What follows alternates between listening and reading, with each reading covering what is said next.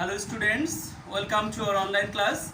This is Mohammad Shumon Kabir, assistant teacher of Tumilia Boys High School. Today I would like to take a class on narration part 3. Dear students, তোমাদের ইতিপূর্বে আমি assertive sentence এবং imperative সেন্টেন্সের direct ন্যারেশনকে কিভাবে indirect narration করতে হয় তার উপর দুটি ক্লাস নিয়েছিলাম। আজকে আমি তোমাদের ইন্টারগেটিভ সেন্টেন্স, অবজেক্টিভ সেন্টেন্স এবং এক্সক্লেমেটরি সেন্টেন্সের ডাইরেক্ট ন্যারেশনকে কিভাবে ইনডাইরেক্ট ন্যারেশন করতে হয় তা শেখাবো।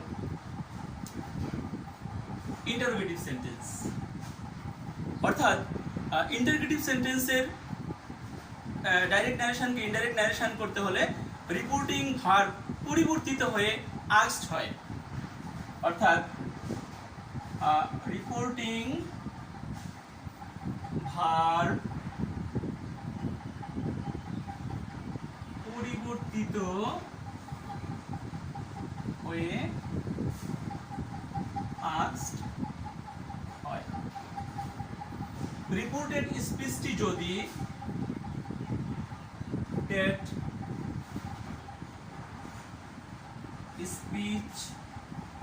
যদি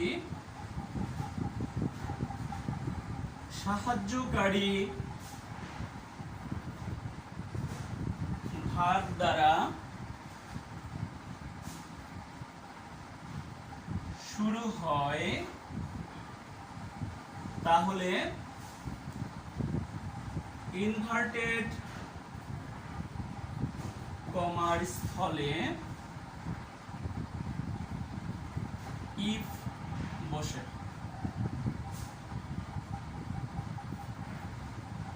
কিন্তু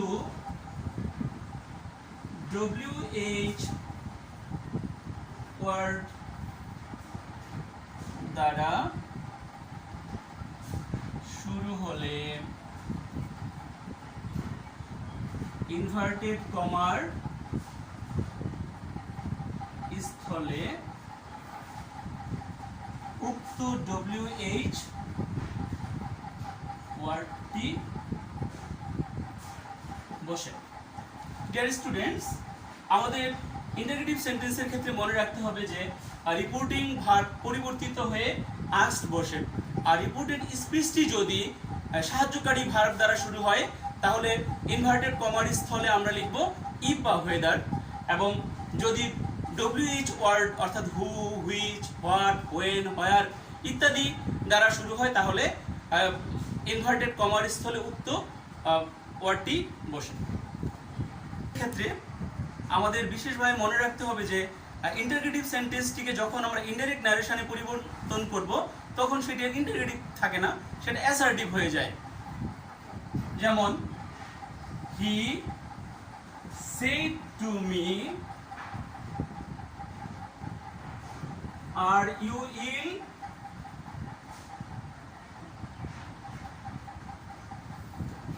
এক্ষেত্রে আমরা এই এক্সাম্পলটি দেখতে পাচ্ছি যে আর ইউ ইল, আর অর্থাৎ ইন্টারগেটিভ সেন্টেন্সটি সাহায্যকারী ভার্ব দ্বারা শুরু হয়েছে। তাহলে আমরা এখানে সেড টুর স্থলে লিখব আস্কড। তাহলে he asked me if. You যে ধরবে কাকে? মি কে। মি মানে আই, আই এটা হলো প্রেজেন্ট ইনডেফিনিট, তাহলে প্রেজেন্ট ইনডেফিনিট হয়ে যাবে পাস্ট ইনডেফিনিট। তাহলে I was in. Teacher said to the students, have you done your homework? অর্থাৎ এই বাক্যটিতে আমরা দেখতে পাচ্ছি যে এটা সাহায্যকারী ভার্ব দ্বারা শুরু হয়েছে, অর্থাৎ have you done your homework এটা প্রেজেন্ট পারফেক্ট টেন্স। যেহেতু সাহায্যকারী ভার্ব দ্বারা শুরু হয়েছে সেহেতু আমরা ইনভার্টেড কমার স্থলে লিখব ইফ। তাহলে teacher asked the students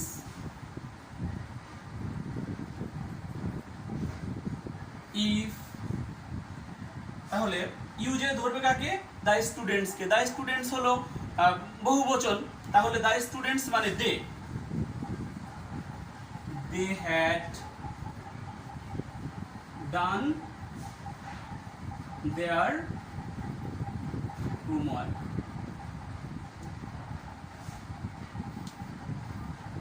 I say to the man, what is your name? এই বাক্যটি হোয়াট ইজ ইউর নেম অর্থাৎ ডব্লিউএইচ ওয়ার্ড দ্বারা শুরু হয়েছে। তাহলে যেহেতু ডব্লিউএইচ ওয়ার্ড দ্বারা শুরু হয়েছে সেহেতু আমরা ইনভার্টেড কমার স্থলে হোয়াটই লিখব। আই সেটুর স্থলে লিখব asked. I asked the man, হোয়াটই থাকবে হোয়াট। ইউর যে ধরবে কাকে, ইউর হলো সেকেন্ড পারসন যে ধরবে দ্য ম্যান কে। তাহলে যেহেতু ইউর হলো পসেসিভ, তাহলে দ্য ম্যান এর পসেসিভ হলো হি, দ্য ম্যান মানে হি, তাহলে হি এর পসেসিভ হলো হিজ। তাহলে what his name was. He said to me, where do you live? অর্থাৎ এখানে সেড টুর স্থলে আমরা লিখব আস্কড। তাহলে হি আস্কড মি, হোয়ারই থাকবে, হোয়ারের কোনো চেঞ্জ হবে না। হোয়ার ইউ যে ধরবে কাকে, মি কে। হোয়ার আই, যেহেতু এটা প্রেজেন্ট ইনডিফিনিট হয়ে যাবে past indefinite, where I leave.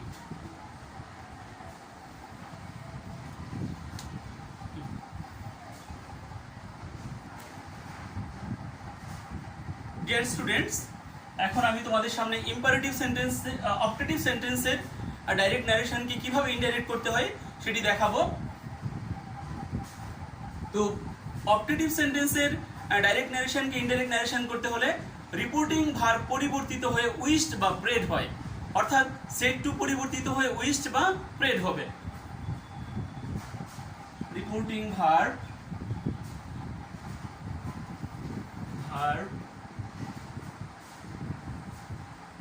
পরিবর্তিত হয়ে উইশড বা প্রেড হয়। He said to me,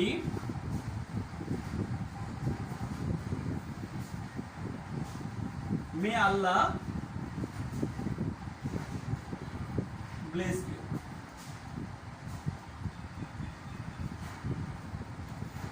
অর্থাৎ অপটেটিভ সেন্টেন্সে আমাদের খেয়াল রাখতে হবে যে রিপোর্টেড স্পিচটি মে দ্বারা শুরু হয়, এই মে পরিবর্তিত হয়ে মাইট হয়ে যায়। তাহলে সেট টুর জায়গায় আমরা লিখবো যেহেতু আল্লাহ আছে, তো এখানে আমরা রিপোর্টিং ভার্ব পরিবর্তন করে উইশড লিখতে পারি, প্রেডও লিখতে পারি। এক্ষেত্রে বিশেষভাবে আমাদের মনে রাখতে হবে যদি আল্লাহ উল্লেখ থাকে তখন আমরা উইশড না লিখে প্রেড লিখবো। তাহলে হি প্রেড দ্যাট, এক্ষেত্রে অবজেক্ট লেখার দরকার নেই। আল্লাহ, তো মে পরিবর্তিত হয়ে মাইট হয়ে যাবে, আল্লাহ মাইট ব্লেস ইউ, যে ধরবে কাকে, me K. Mother said to her son, may you live long.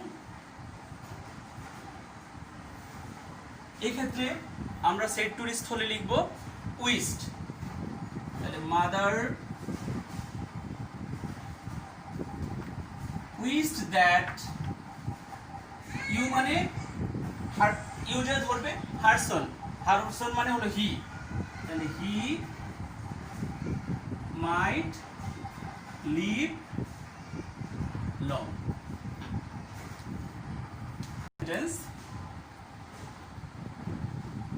Exclamatory,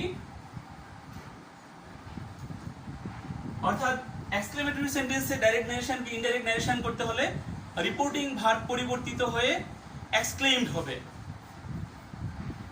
অর্থাৎ রিপোর্টিং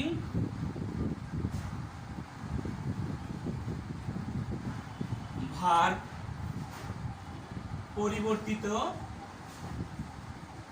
হয়ে এক্সক্লেইমড বসে।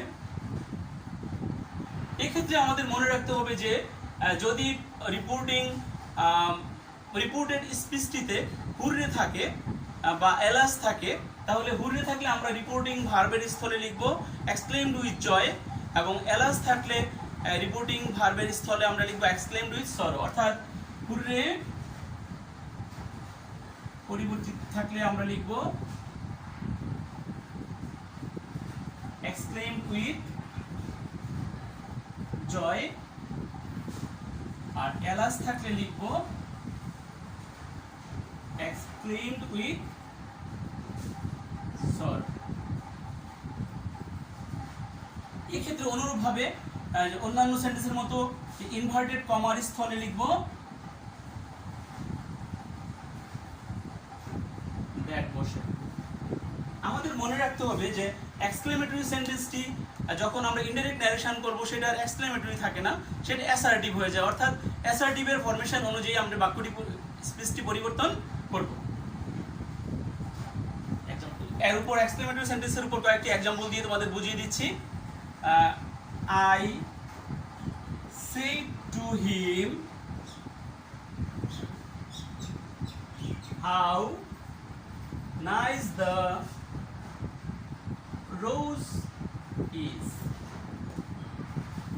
তাহলে এই ক্ষেত্রে আমরা সেড টুর জায়গায় লিখব এক্সক্লেইম, সেড টুর জায়গায় লিখব এক্সক্লেইম। তাহলে I exclaimed that, এখানে সাবজেক্ট হলো দ্য রোজ, সাবজেক্ট লিখব দ্য রোজ। তো এটা যেহেতু প্রেজেন্ট ইনডিফিনিট টেন্স, তো প্রেজেন্ট ইনডিফিনিট টেন্স হয়ে যাবে পাস্ট ইনডিফিনিট। তাহলে দ্য রোজ ওয়াজ হাউ বাদ দিয়ে ভেরি ভেরি নাইস। এক্ষেত্রে আমাদের বিশেষভাবে মনে রাখতে হবে যে এক্সক্লেমেটরি সেন্টেন্সটি কিন্তু অ্যাসার্টিভ হয়ে যাবে। তাহলে অ্যাসার্টিভ হলে অ্যাসার্টিভ সেন্টেন্সের নিয়ম অনুযায়ী আমাদের হোয়াট বা হাউ বাদ দিয়ে ভেরি বা গ্রেট বসে। He said to us, hooray, I won a lottery।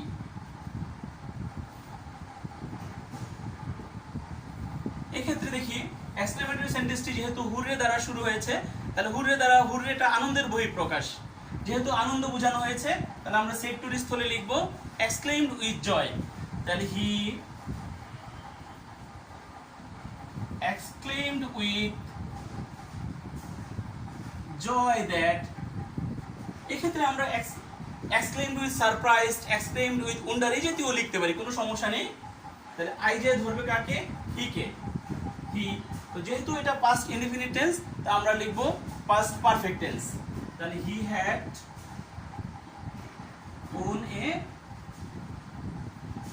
lottery।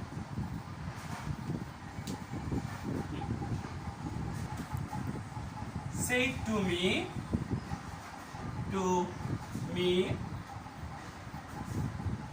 what a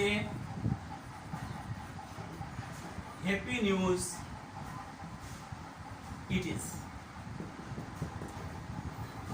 তাহলে সেড টুর ক্ষেত্রে আমরা লিখব exclaimed, তাহলে you exclaimed that, সাবজেক্ট হলো it was a very happy news। The boy said, alas, I am undone। তাহলে অ্যালাসটা হলো তোমার আপনার একটি এলএস থাকলে আমরা লিখবো exclaimed with sorrow, তাহলে the boy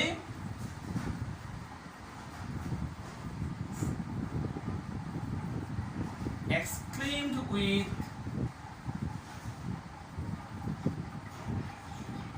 sorrow that, তাহলে I hope মানে হলো the boy he, তাহলে he was under.